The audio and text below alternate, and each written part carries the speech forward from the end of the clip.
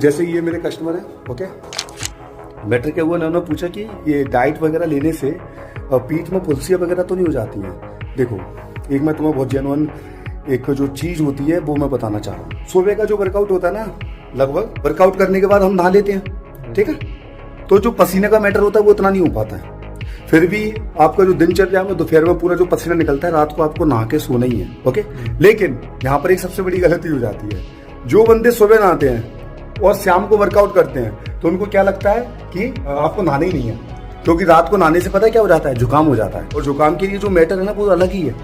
पर हम एक और लूप होल समझेंगे कि रात को नहाने से जुकाम तो नहीं होता है, लेकिन जब हम टेम्परेचर का ख्याल नहीं रखते हैं ना, तब बहुत दिक्कत पड़ जाती है। और वो टेम्परेचर का मामला क्या है वो समझ लीजिए। मैटर क्या है, जब भी हम वर्कआउट करके आते हैं तो बॉडी बहुत गर्म होती है, एकदम जब हम नहाते हैं तो बॉडी का टेम्परेचर एकदम डाउन होता है।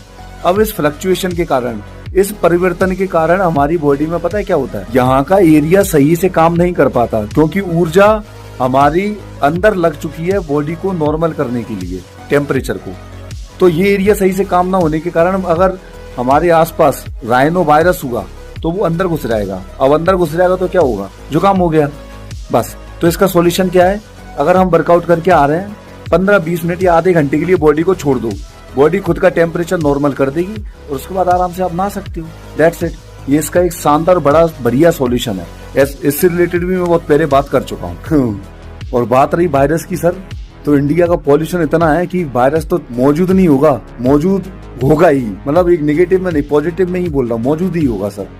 क्योंकि जिस तरीके से हमने बहुत हालत खराब करके रखी है ना इंडिया की, तो पता नहीं है क्या चल रहा है अभी। और ये सब कुछ गलत मान्यता की वजह से कई बार कनेक्ट कर चुका हूँ। ये झाटू बाबाओं की हमने सुन के है ना अपने ज्ञान की इस तरीके से ऐसी तैसी कर ली है कि प्रैक्टिकल जो नॉलेज हमें अप्लाई करनी चाहिए थी अपने जीवन में, वो नहीं की। हमारे भगवानों ने की, राम, हनुमान, इन सभी ने की। आपके दूसरे धर्म क्यों, आपके अल्लाह द्वारा जो पैगंबर भेजे जाते हैं, तो उन्होंने भाई प्रैक्टिकल कहीं ना कहीं ज्ञान यूज किया होगा, मगर उसको हमें और निखारना पड़ेगा। सब जगह यही मैटर है, बात समझो। अब उसकी वजह से पता है क्या होता है, जो रात को आप पसीना लेके बॉडी पे सो गए हो, आपके हुए हैं पोर्स बंद। पोर्स मतलब जो छेद होते हैं, छिद्र होते हैं स्किन में ये। अब इसकी वजह से क्या होता है, छिद्र बंद हो गए। अब छिद्र बंद होने की वजह से जो अंदर से पसीना निकलना चाहिए था, जो गर्मी निकलनी चाहिए थी, एक नॉर्मल भाषा में समझ लो, तो वो क्या हुआ, नहीं निकल पाई, वो लेयर ब्लॉक हो गई। उसके बाद कुछ भी धूल मिट्टी लगती है, कुछ भी होता है, थोड़ी सी भी चीज हुई, आपको रिएक्शन में क्या देखने के लिए मिलती है, फुंसियां।